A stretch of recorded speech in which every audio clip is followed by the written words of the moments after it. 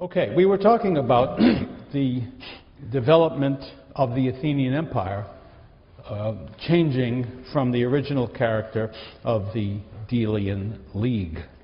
I think we've gotten to the Battle of Eurymedon, which is generally dated to 469, the great victory at land and sea over the Persians, and the feeling that it generated, certainly in some portions of the empire, that the threat from Persia was over, and that created the problem of keeping the allies satisfied and willing to make the kind of contribution that had been necessary. The Athenians certainly had no plan of abandoning the League, of abandoning their leadership, of giving up their assaults on the Persians and all of that, so that if there was a falling away, the Athenians would be wanting to do something about that. Still another turning point in the character of the League, a very important one, I think, occurred in the year 465, when the island of Thasos in the northern Aegean Sea rebelled.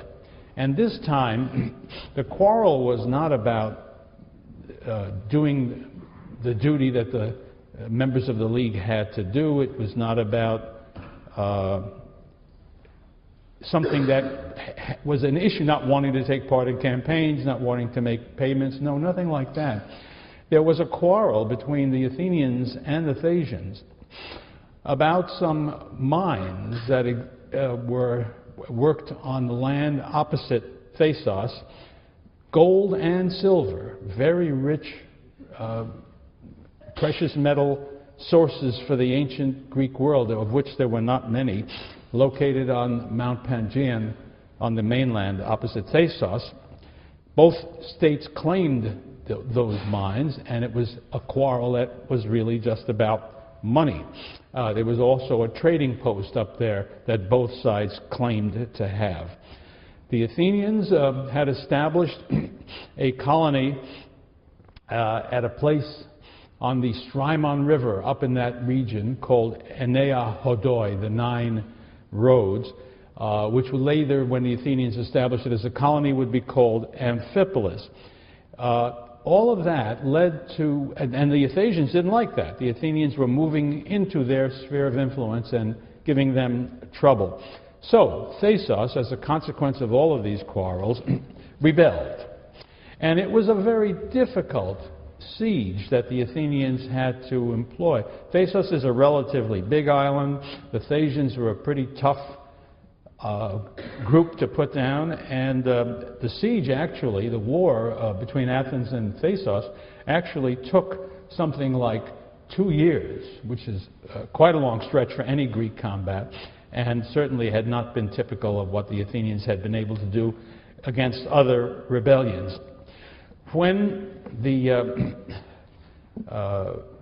Thasians were finally forced to surrender, the Athenians gave them the usual treatment to rebellious states. They made them take down their walls, to give up their ships, and of course the Athenians took control of the mines and placed an indemnity on the Thasians, requiring that they should pay the costs of the war for Athens, and imposed upon them thereafter the same kind of a tribute that they imposed on what came in more and more to be and were called subject states.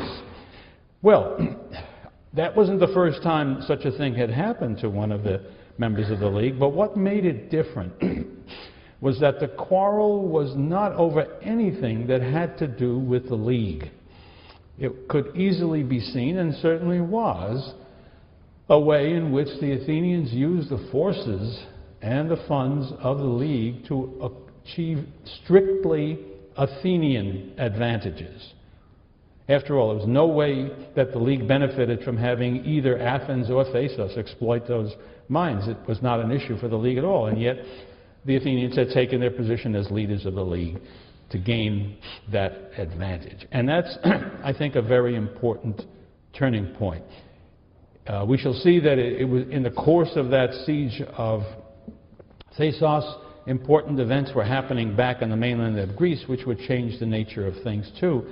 But if we just think about the League for a moment, I think the Thasian rebellion is a critical moment. And that is a good place for us to look at the evaluation that the ancient writers made of this transition. Our two sources, our major source, of course, Thucydides, and then also Diodorus of Sicily, deriving his opinions from contemporary writers too, come up with descriptions and explanations of why the League changed from what had been a free association of states pursuing a common goal to what was legitimately called an empire. Here is what Diodorus says. He says, in general, the Athenians were making great gains in power and no longer treated their allies with decency as they had done before. Instead, they ruled with arrogance and violence. For this reason, most of their allies could not bear their harshness and spoke to one another of rebellion. Some of them even disdained the League Council and acted according to their own wishes.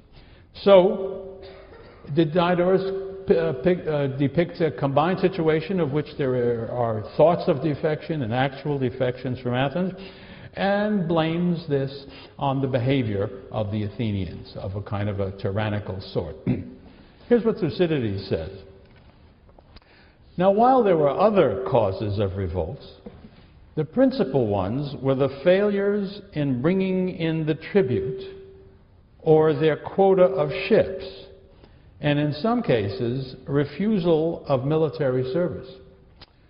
For the Athenians exacted the tribute strictly and gave offense by applying coercive measures to any who were accustomed or unwilling to bear the hardships of service. And in some other respects, too, the Athenians were no longer equally agreeable as leaders. They would not take part in expeditions on terms of equality, and they found it easy to reduce those who had revolted. Now here's where Thucydides differs from Diodorus. For all this, the allies themselves were responsible for most of them. For most of them on account of their aversion to military service, in order to avoid being away from home, got themselves rated in sums of money instead of ships, which they should pay in as their proportionate contribution.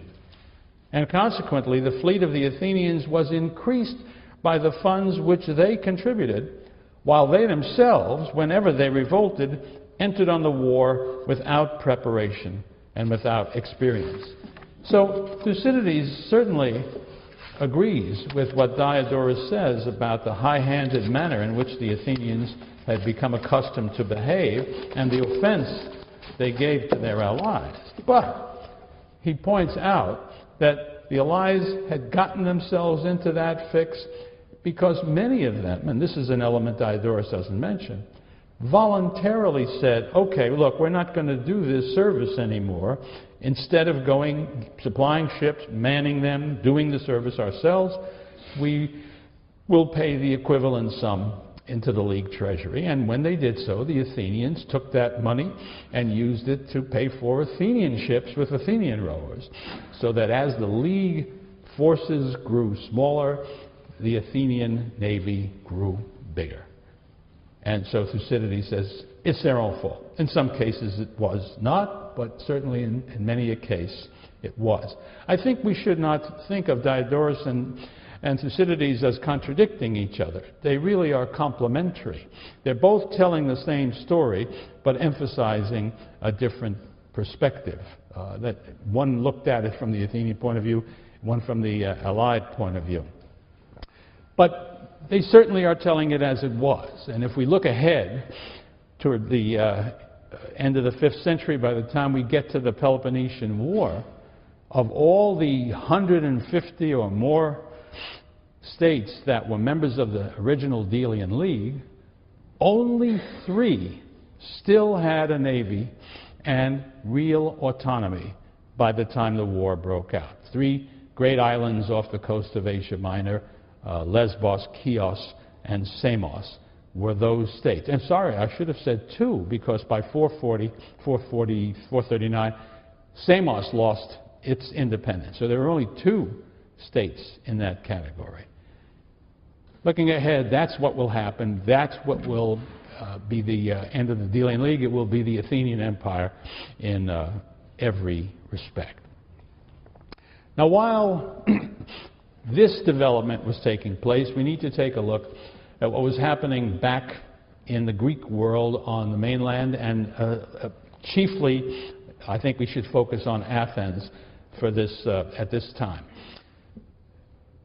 There was, right after the Persian Wars, I said a few words about it before, a rising competition for a place of standing in the Greek world. That is to say, before the Persian Wars were over, Sparta had been unquestionably the leader of the Greeks when challenged by an outside force.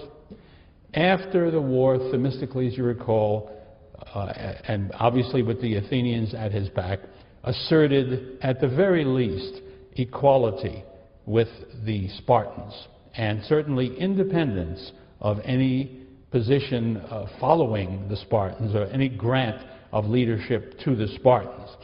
And as I think I mentioned last time, the next 50 years or so are the story of the competition between these 2 great powers within the Greek world for who would be the leader, and there would be many a clash in the course of that time.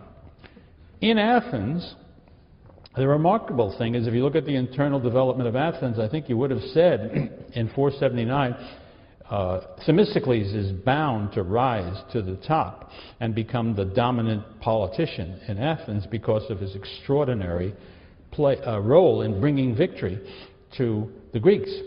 But these things don't always happen that way. I think, of course, about the Second World War, where one might have thought the same thing about Winston Churchill's future in English politics, but no sooner was the war won, and I think, Churchill would have had to gain, and was given, enormous credit for bringing about that victory. There was an election almost immediately after the war, and Churchill was thrown out and replaced by his opponents, which tells you about the first rule of democratic politics, the first important question that has to be put to all politicians, which is, what have you done for me lately? Well, he had done quite a lot lately, so there's another question that you have to put is, what are you going to do for me next? I think that was really what was Churchill's problem. That was not Themistocles' problem. Themistocles ran into trouble because he was a kind of a maverick in Athenian politics anyway. Although at least on one side of his family, he was a nobleman like the typical Athenian leader, he was not of the real sort of center of the aristocracy. There was some kind of a less than extraordinary nobility in part of his family, and his personality, his rivals found troubling because he was not averse to basking in the glory that he had won. But think back, in the 80s, in the years between Marathon and Salamis, on the one hand, Themistocles had been able to convince the Athenians to do what they needed to do to survive, to build that great fleet out of the silver mines that they had, striking the silver mines that they had been lucky enough to have. But also, he had managed, if my reading of the facts is correct, to get rid of every one of his major political opponents by making use of the device of ostracism. If you look at the 80s, you will see that just about every important Athenian political figure is ostracized, with the exception of Themistocles, who was left in great shape while the other folks are gone. And when the Persians come, the ostracized men are recalled and play a role in the war. And when the war is over, it's obvious, I think, that they are both not happy with what Themistocles had achieved against them, and also worried about their prospects for the future, with Themistocles being a bigger hero than he ever was. So what I think if we're going to understand Athenian politics in the years after the Persian War, we must understand that there is some kind of a coalition, formal or otherwise, in which all the great leaders of the Athenian political world combine to keep Themistocles down. Amazingly enough, when we take a look at the early actions of the Delian League, in which in every case, remember, the commander of every expedition is an Athenian, it's never Themistocles, whom you would have imagined would have been leading all these expeditions. He just didn't have the political clout to get the assignment. The man who did was a relatively young man by the name of Cimon, a nobleman. He was the son of Miltiades, the great hero at Marathon, and he started out his political career with the problems. His father had been condemned just before his death. He had also left a very great debt that Cimon had to repay. But Cimon established himself as a great figure in the Persian Wars, and very soon afterward we see him taking the lead in every campaign, pretty much, that the Delian League launches. And he is stunningly successful. He's obviously a great commander on land and at sea. He's in charge of the great victory at Eurymedon. And so as Athens goes from greatness to greatness, from success to success, from glory to glory, and from wealth to wealth, Cimon becomes extraordinarily popular with the masses. And it's interesting because he was not the sort of a man who appealed to the lower classes. He was a nobleman himself, and he never backed off that. And as we shall see in a moment, his prejudices about foreign relations were not the popular ones. He was a great supporter of Sparta, a great friend of Sparta, who regularly spoke about the virtues of Sparta and the Spartan system, and how Athens could learn something from Sparta. How such a man could have been elected general year after year by the masses of the Athenians is a question we need to approach. But the virtues that he had were, to some considerable degree, personal. That is, not only was, I think, first and foremost, was the enormous success he had in commanding the Athenian forces. It brought all the things I've mentioned, and wealth, because the League expeditions attacking various Persian territories brought booty, which was to some extent divided up among the armies that did the fighting, so that the Athenian soldiers and sailors actually made a profit out of these conquests of Persian territory, or raids on Persian territory. Naturally, that their commander was popular on that score. But he had those personal skills that are successful in democratic politics. People liked him. I'm reminded of the same political phenomenon in America in the case of Eisenhower. Eisenhower, of course, had first become a popular politician because of his victory in the Second World War. He was in command of the European theater and got all the credit, or a lot of credit, for the victory. But he had these qualities that made people like him, of which, trivial things can be very important. In Eisenhower's case, they liked his smile. People talked about it all the time. And it turned out he was unbeatable in politics. And it was a little bit like that in the case of Cimon. Even though, again, Eisenhower was not on the sort of the populist side of these things, he was, after all, a Republican. And he turned out he was pretty orthodox in that sense. Well, Cimon held to a very conservative position, as I will tell you about in just a moment. But the fact is, he becomes the dominant politician in Athens. If you think of him rising to the top as early as 479, when the war is over, And then we know that his period of political success in Athens ends in the year 462.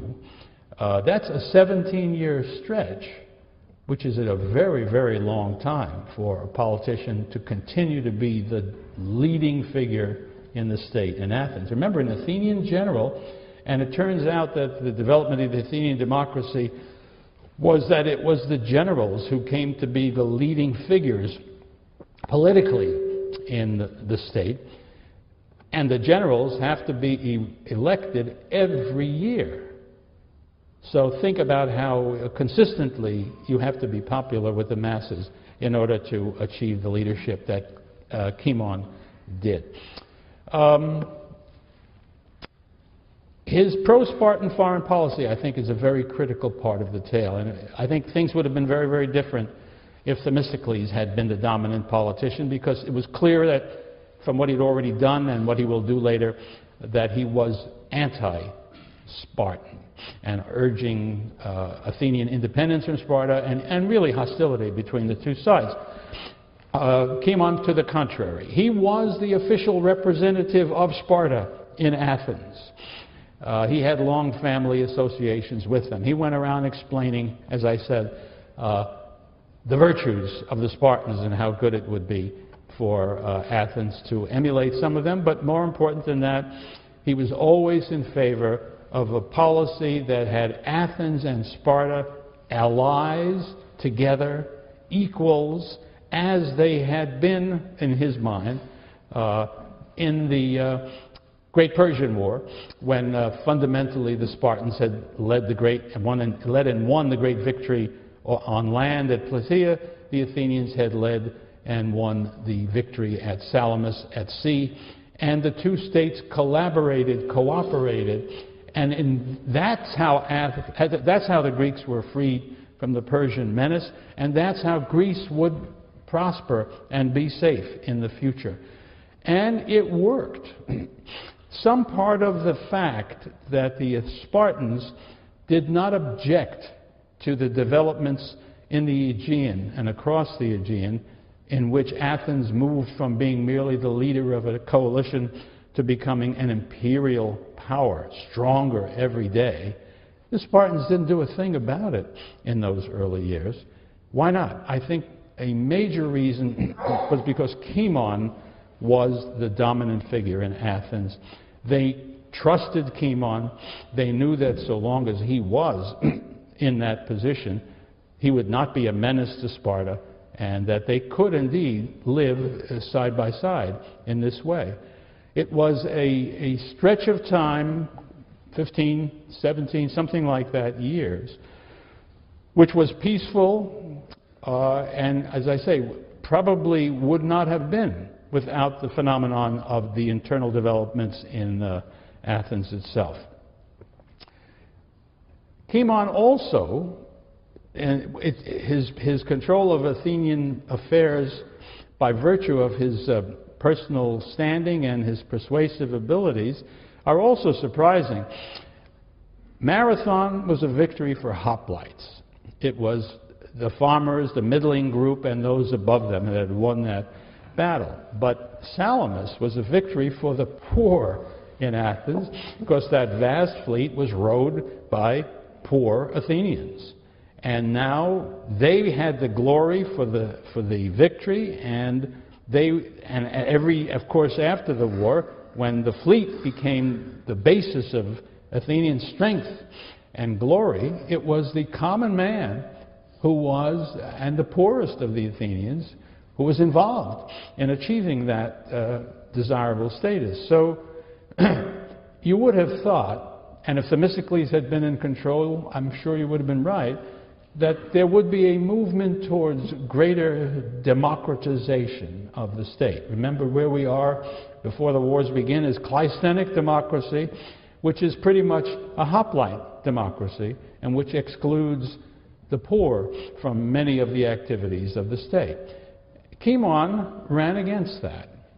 He never tried to unravel Athenian democracy. He was not an enemy of Athenian democracy. He was in favor of keeping it the way it was, and in some ways actually rolling back some degree of democracy. The way it was somewhat rolled back was that, and not by any legal position or legal action, but rather by sort of the way events went forward.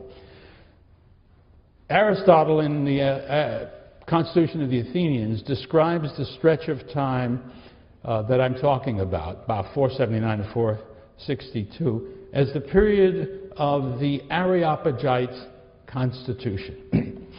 What that means is the old aristocratic council, consisting of former top magistrates, gained unofficial, informal, but very real power. Scholars have had a hard time understanding exactly what it was that was the nature of that power, but it looks as though a couple of elements were certainly there, and they were very critical. That is, the Areopagus, it was said, sort of regained the oversight of magistrates. They were, as in the aristocratic past, in the position of being able to criticize magistrates and to take action against them if they acted in a way that the Areopagus did not approve. And it also seems very plausible that even though there continued to be a Council of 500, which was continuing to function as it had ever since the Cleisthenes Constitution had established it, the fact is that more and more the Areopagus was taking decisions about foreign policy, was putting to the assembly when they desired motions. They were usurping some of the powers of the 500. They were not doing this, as I keep saying, by any change of the law. They were doing it because they thought they could, and the people accepted it. One reason for it, according to Aristotle, is that they had played a particularly heroic role in the Persian Wars at the moment when the Persians invaded Attica and the Athenians were forced to flee their homes and to go to Salamis and to the Peloponnesus to escape for that moment. Now, the poor had no wherewithal to keep themselves alive when they went into exile in this way, and so the Areopagites used their own money to keep the poor alive and in good condition during that period of time. They volunteered that action. And that generosity and patriotism and goodwill allowed the development of this Areopagite constitution in the years that came. And that's what Cimon, I think, really had in mind. He wanted to have this sort of dual policy of conservative, moderate democracy.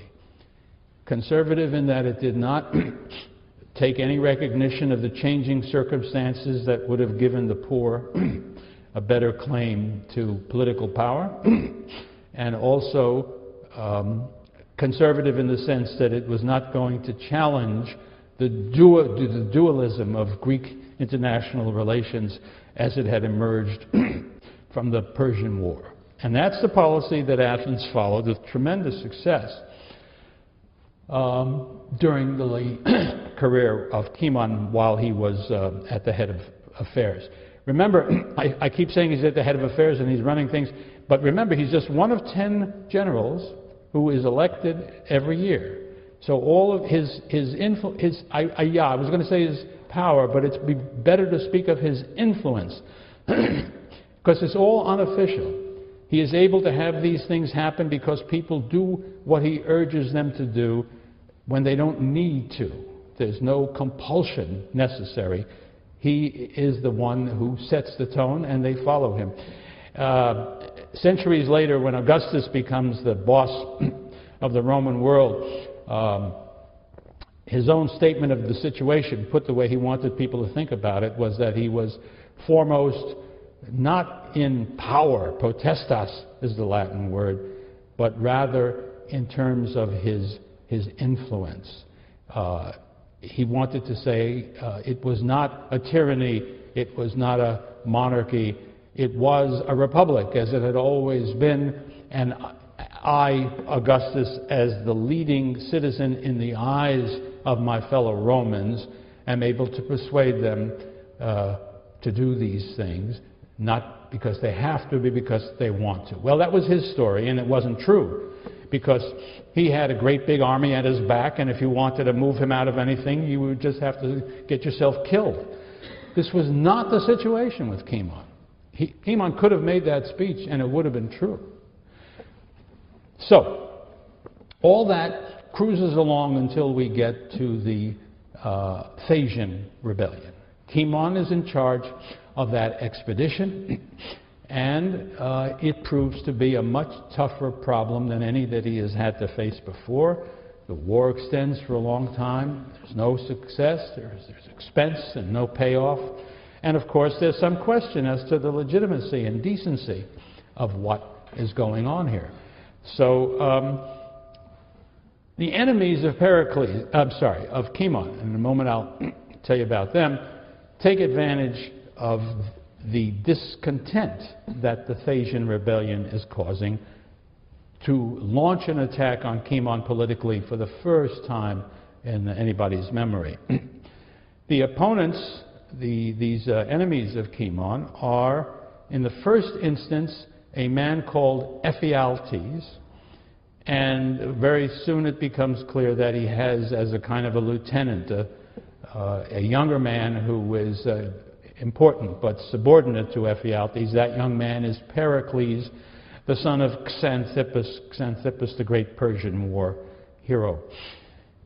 We are told, it's very hard to disentangle the facts from the stories here, but Ephialtes was supposed to have been associated with Themistocles, and that's very plausible because certainly Ephialtes deserves to be thought of as a democratic leader, with the underlining of the Democrat.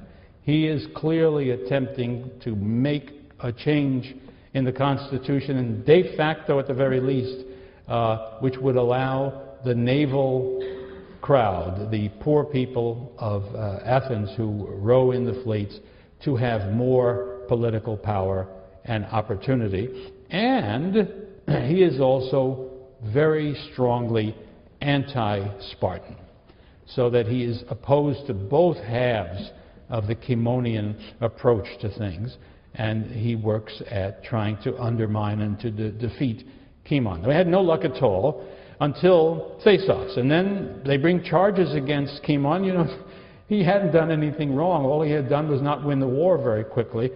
But, you know, you make up charges in the world of politics. You've heard of that once or twice. And they said, well, the reason he hadn't won the war so quickly was because he had been bribed by the king of Macedonia, which is right behind the territory we're talking about, not to conquer Macedonia. Well, guess what?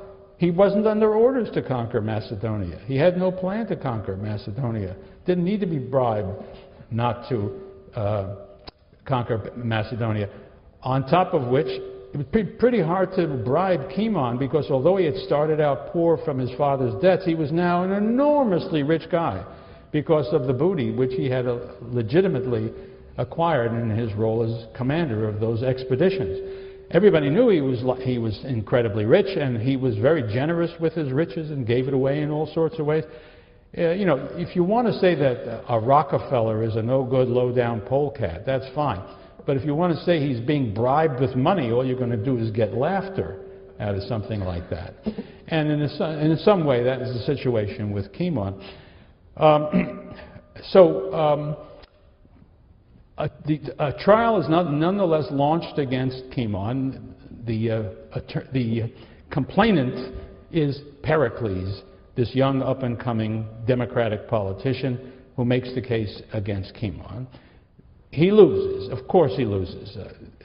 Cimon has not lost his support, and the case is absurd. It's just a sign that for the first time there's some kind of serious political opposition and who is involved in it.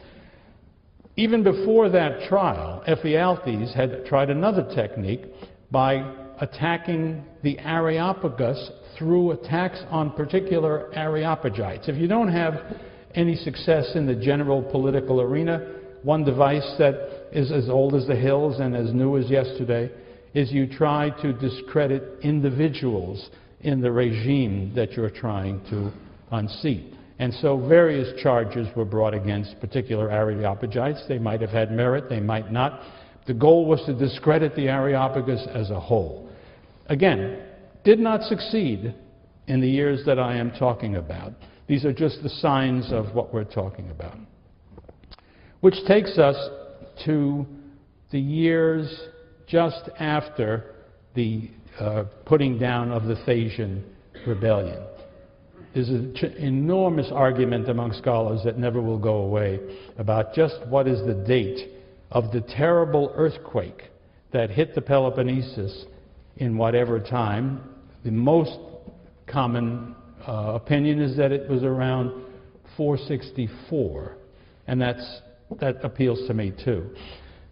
And the earthquake was so serious as to disrupt life in Sparta and in Spartan territory in general, and thereby to encourage a great Helot rebellion, so that the latter, even after the earthquake was over, was what occupied and terrified the Spartans. And it was serious enough that they sent out to their allies, and I'm not now talking merely about their allies in the Peloponnesian League, in their allies who had joined them in the Greek League against Persia, which was still on the books, asking them to send help against the Helots, and a number of them did. And it's indicative of what the relationship between Athens and Sparta was, that they also asked for help in Athens, to Athens. There was a great debate in the Athenian assembly as to what answer to give the Spartans in their request for help. And Cimon, of course, made the case for doing so, and in fact, he proposed that the Athenians send a very large force, as these things go in the Greek world, of 4,000 hoplites. That's a very big army. The Athenians very rarely send an army of that size outside of Athens into the Peloponnesus to help the Spartans against the Helots. He made the case that Athens should not abandon its former ally. He spoke in Pan-Hellenic terms, using a nice folk expression. He said, Greece should not allow this kind of a split. Athens should not lose its yoke fellow. And the image was a team of oxen drawing a plow, Athens and Sparta being that team. And so long as they're in the same yoke and doing the thing, all will be well. Greece will be safe. There will be no internal strife. There'll be no war. That's what we ought to do. Ephialtes spoke bitterly against that, and spoke in terms of, this story is all told in Plutarch's Life of Cimon. You want to have a look at that. He seems to have evidence about what was said at this debate in the assembly. And Ephialtes is supposed to have said something like, the arrogance of Sparta must be trampled underfoot. And he lost the argument. Cimon, once again, won the argument. Athens sends a force of these 4,000 hoplites down into the Peloponnesus. They were called on, especially Spartans wanted them, because the Helots had run away to Mount Ithome in Messenia, which was a fortified place on a mountain, very hard to attack. The Spartans had failed in their efforts to besiege or to storm the position there. And the Athenians had a reputation now of being very good at siege warfare, which they had gained at the end of the Persian Wars. You remember Xanthippus had besieged and taken Sestos in a very effective way. Well, the Athenians went and had a shot at it and failed. At which point, the Spartans were a little bit less keen on having them there.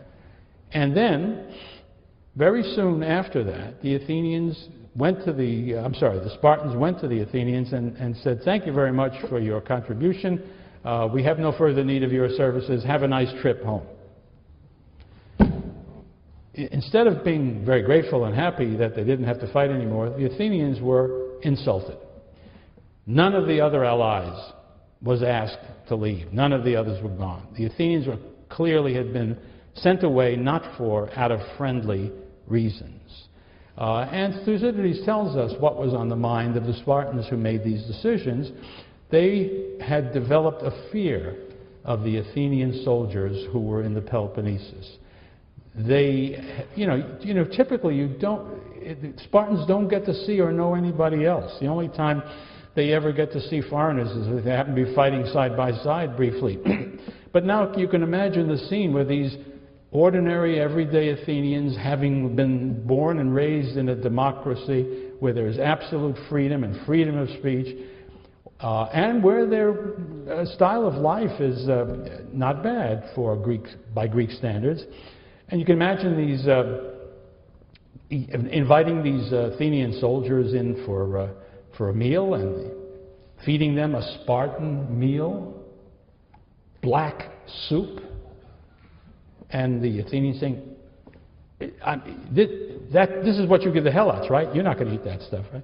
You want us to eat that stuff? I wouldn't feed it to a pig." I'm inventing the conversation, but you got the general idea, and the Spartans couldn't have enjoyed that very much.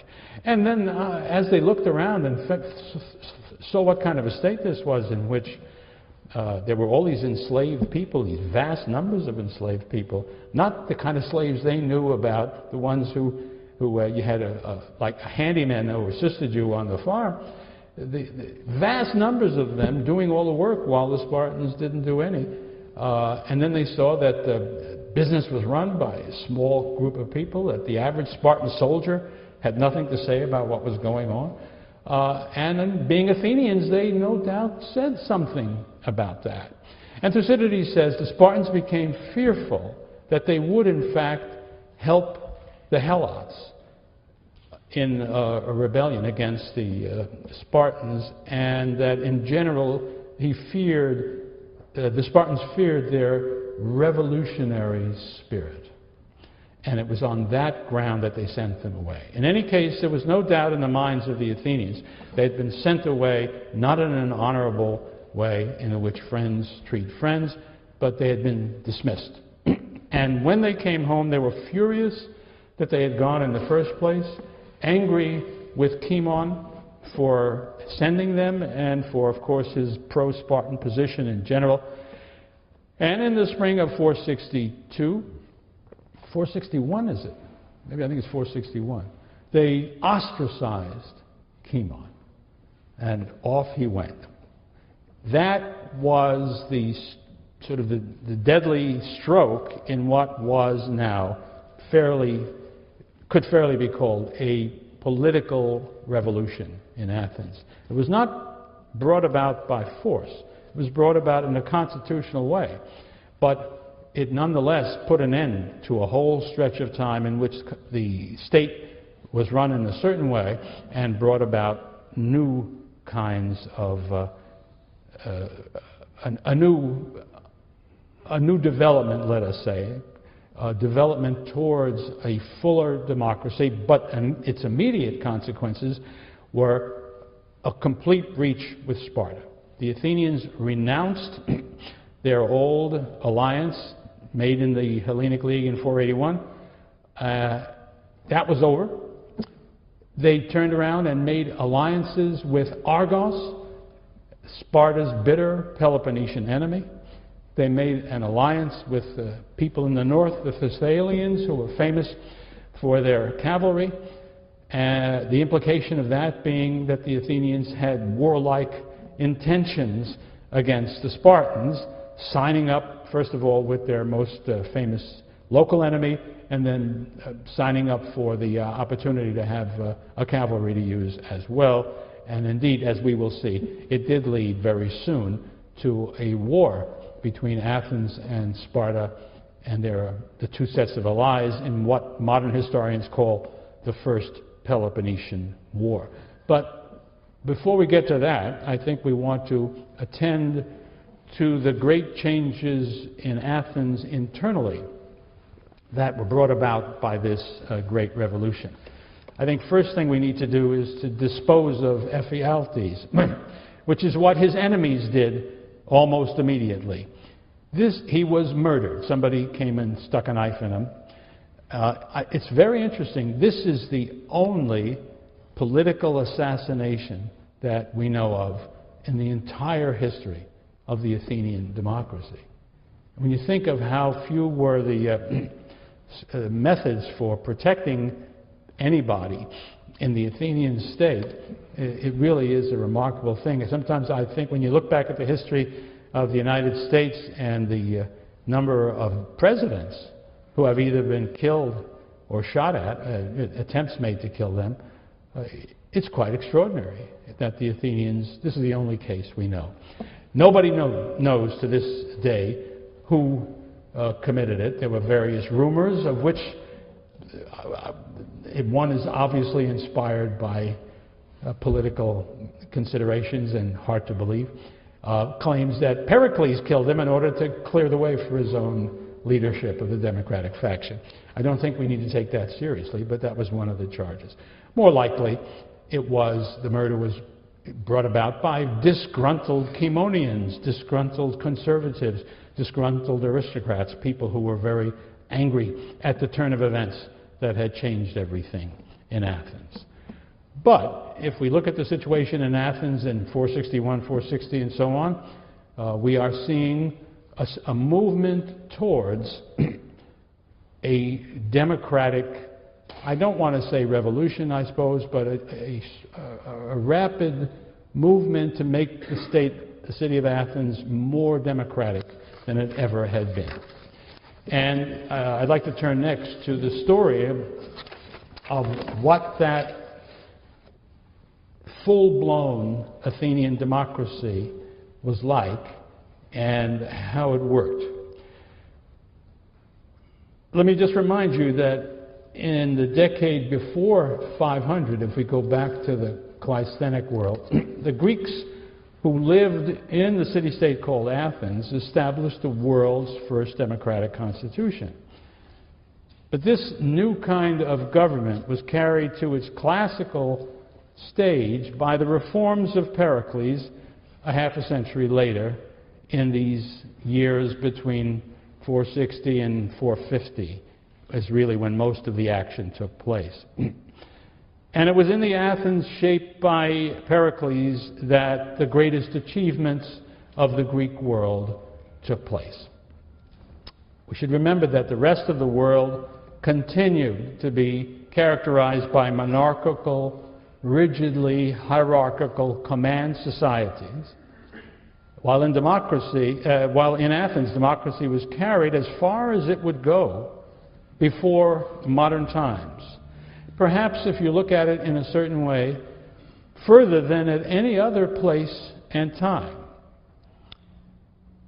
And I'm going to start asking you to be aware of your prejudices and to hold them lightly so that you can have the most full understanding of things that may have the same names but really were very different from things that we are accustomed to.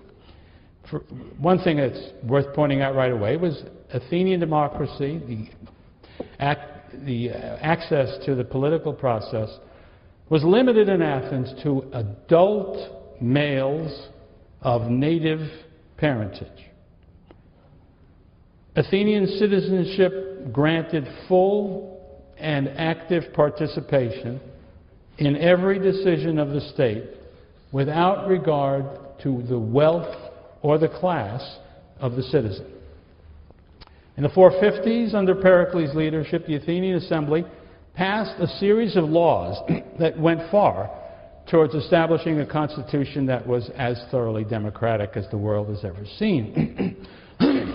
It gave direct and ultimate power to the citizens in the assembly and in the popular law courts, where the people made all decisions by a simple majority vote. And it provided for the selection of most public offices by allotment for the direct election of a very special few and for short terms of office and close control over all public officials. We need to have a clear understanding of the kind of regime Pericles' reforms produced. For I don't think it's easy for citizens of what are called democracies in the 20th century, 21st century, to comprehend the character of the democracy of ancient Athens and the role that it played in the life of its citizens. To a degree that's hard for us to grasp, politics was primary in the ancient Greek city, and the form of the Constitution was understood and expected to shape the character of its citizens. The art, the literature, the philosophy, and all the great achievements of Periclean Athens cannot be fully understood apart from their political and constitutional context in the democracy established by Cleisthenes and then extended by Pericles later. I think the place to start with a description of the Athenian democracy is with some attempt at a definition of the term. Developments in the modern world make that really hard, for the word has become debased and is almost meaningless. Few modern states will admit to being anything but democratic. That is confusing enough, but there are further complications. Many people today would insist that to qualify as a democracy, a state must offer full constitutional and political protections and opportunities to all who have legal permanent residence within its borders and who desire citizenship. But the Athenians limited the right to vote, to hold office, to serve on juries to adult males who were citizens. Slaves, resident aliens, women, and male citizens under the age of 20 were denied all these privileges. Modern critics of ancient Athens question the democratic character of the Periclean regime because of the presence of slavery and the exclusion of women from political life. In excluding such groups, the Athenians were like every other society since the invention of civilization about 3000 BC, until just recently. So it's really not too interesting or amazing to point out this shortcoming from our point of view. What sets the Athenians apart are not these exclusions, but the unusually large degree of inclusion, as well as the extraordinarily significant and rewarding participation of those who were included.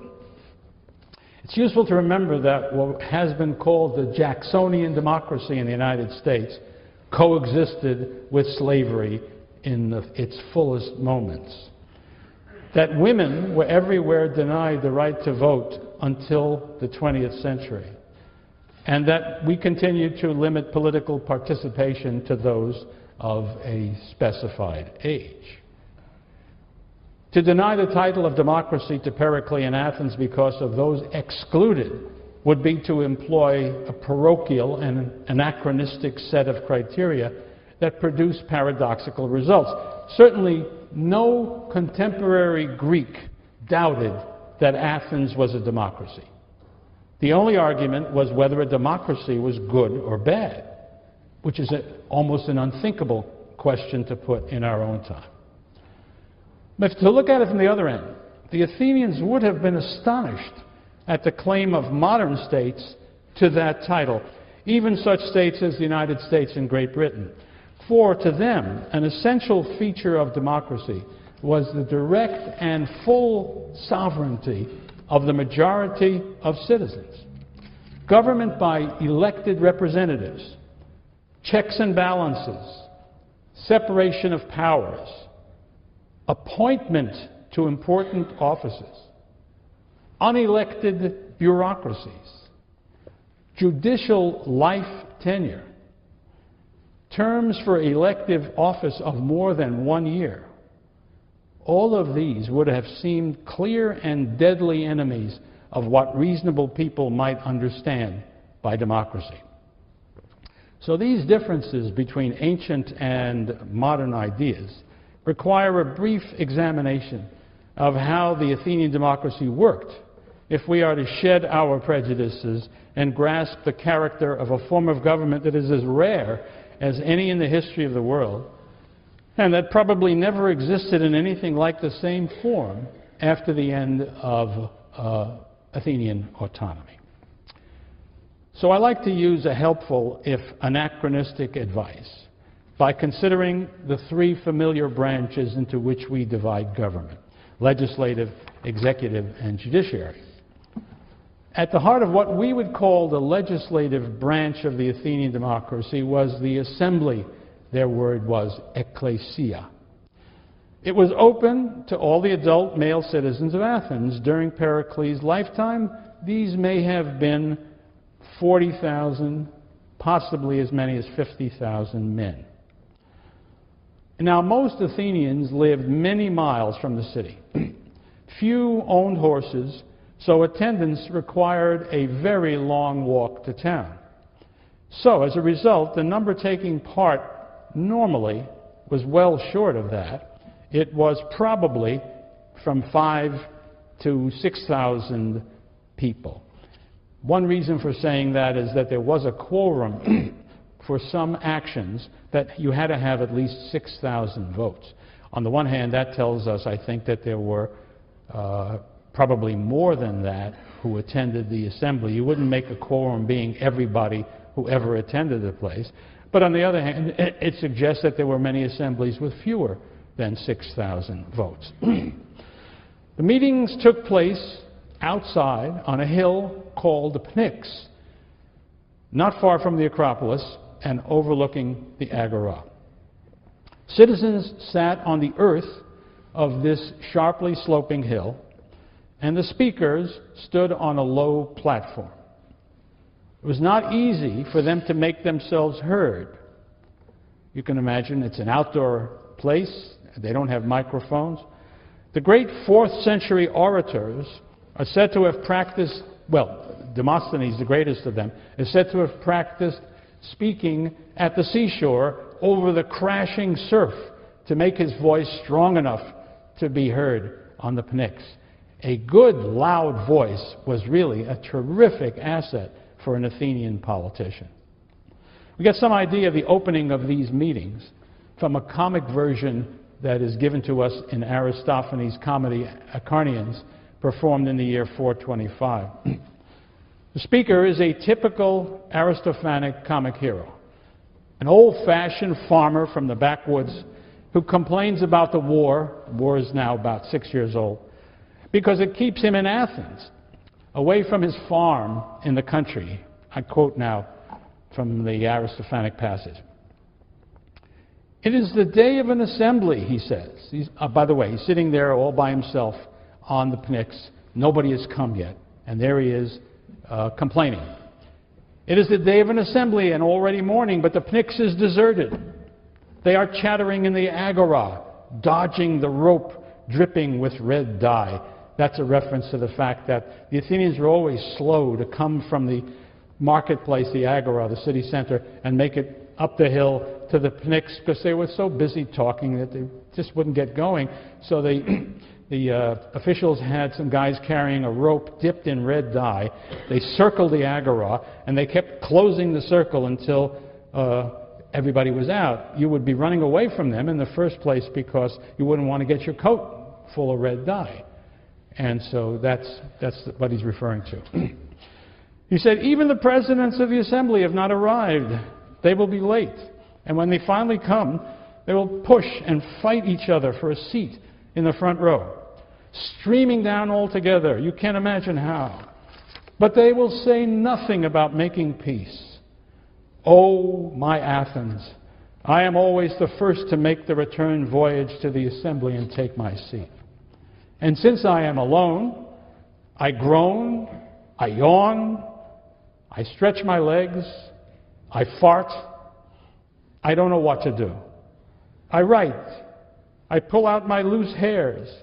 I add up my accounts, looking off at my fields, longing for peace, hating the town, sick for my village home, which never said, buy my charcoal, my vinegar, my oil. The word buy is unknown there where everything is free. And so I have come here, fully prepared to shout, to interrupt, to abuse the speakers if they talk about anything but peace. But here come these noontime presidents. Didn't I tell you? Didn't I predict how they would come? Everyone jostling up to the front seat. Next, the herald of the assembly says, move up within the consecrated area.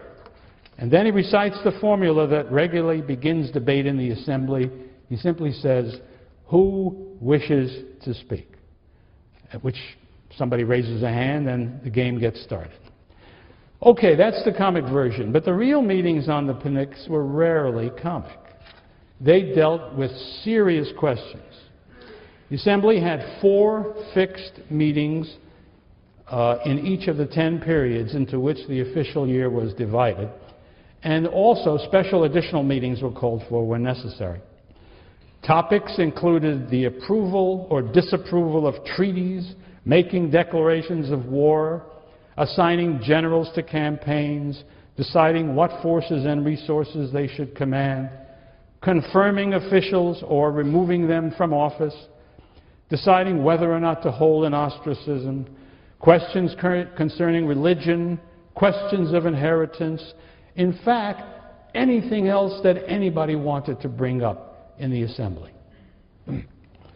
It's especially amazing for a citizen of a modern representative democracy to read of these great town meetings dealing directly with questions of foreign policy that could mean life or death for those present at the debate and for their entire city.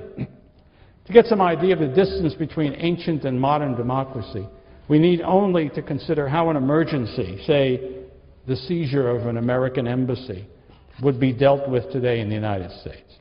It probably arrived first as secret information at some bureau of the government's vast and complex intelligence service, although it could also just show up on CNN before the government knows. But it would be treated as highly confidential and revealed only to a few people in the White House, the State, and Defense Departments.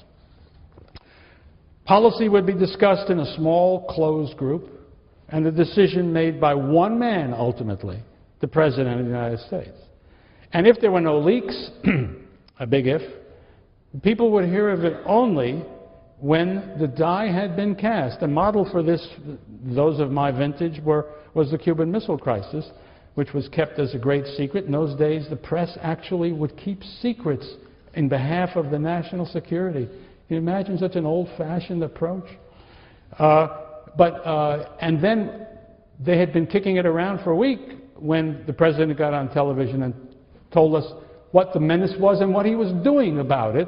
It was too late to have any discussion or argument about it. But that's the way it works in our system. Questions of war and peace rose more than once in Periclean Athens, and each time the popular assembly had a full debate and made the decision by raising their hands in a vote determined by a simple majority.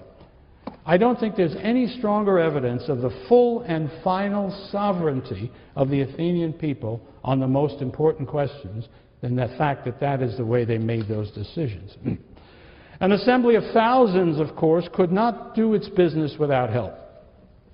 For that it relied on the Council of 500, chosen by lot from all Athenian citizens. Although it performed many public functions that the larger body could not handle efficiently, its main responsibility was to prepare legislation for consideration by the people. In this respect, as in all others, the council was the servant of the assembly.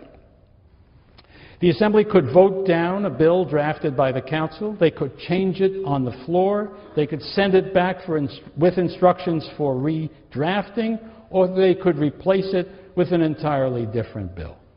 Full sovereignty and the real exercise of public authority rested directly with the assembly. Almost no constitutional barrier prevented a majority of the citizens assembled on the Pnyx on a particular day from doing anything they wanted to do. Turning to the executive, as what we would call the executive, these distinctions did not exist for the Athenians. They didn't make these divisions. But to help us understand it, I'm using these terms. What we might call the executive was severely limited in extent, in discretion, and power. And the distinction between legislative and judicial authority was far less clear than in our own society. To begin with, there was no president, no prime minister, no cabinet. There was not any elected official responsible for the management of the state in general, for formulating or proposing a general policy. Nothing that Americans would call an administration or that the British would call a government. The chief elected officials were 10 generals voted for a one-year term. As their title indicated, they were basically military officials who commanded the Army and the Navy. They could be re-elected without limit, and extraordinary men like Cimon and Pericles were elected almost every year. But they were very exceptional. The political power such men exercised was limited to their personal ability to persuade their fellow citizens in the assembly to follow their advice. They had no special political or civil authority, and except on military and naval campaigns, they couldn't give orders to anybody. Even in military matters, the powers of the generals were severely limited. Leaders of expeditions were selected by vote of the full Athenian assembly, which also determined the size of the force and what goals it should pursue. Before the generals took office, they were subjected to a scrutiny of their qualifications by the Council of 500. After completing their year of service, their performance on the job, and especially their financial accounts, were subject to audit in a special process called euthuna. Nor was this the only control by the people over the few officials chosen by election. 10 times a year, the popular assembly voted to determine whether the general's conduct of military affairs appears satisfactory. And if the people vote against someone's confirmation in office, he is tried in a law court. If he is found guilty, they assess his punishment or fine. If he is acquitted, he resumes office. Since elected office conferred prestige, elected officials were carefully controlled, lest they should undermine the rule of the people. That's what's behind all of this careful check on the generals. Even with these severe controls, the Athenians fulfilled only a few public offices by election, choosing their military officials, their naval architects, and only some of their treasurers, as well as the superintendent of the city water supply, in that manner. All other officials, and there were a good number of them, were chosen by lot. Allotment was the characteristic device by which the Athenians chose their officials in accordance with the dominant democratic principle, which was equality, which held that any citizen who was capable of performing civil responsibilities well enough, and its corollary that feared allowing executive or administrative power to fall into the hands of a few men, even those who were experienced or had special abilities. For these reasons, the Athenians filled the bulk of their offices by lot and limited tenure to one term per man in each office, except for the Council of 500, where a man could serve twice in the course of his life. Generals, however, could be re-elected forever because it was so obvious that issues of skill and ability were literally vital in that job, and so that was the one real exception to being limited to a very short term. To a degree that is amazing to the modern mind, the Athenians kept the management of their public life in the hands of ordinary citizens, away from professors, professionals, experts, bureaucrats, and politicians. I'll pick up the rest of the story next time.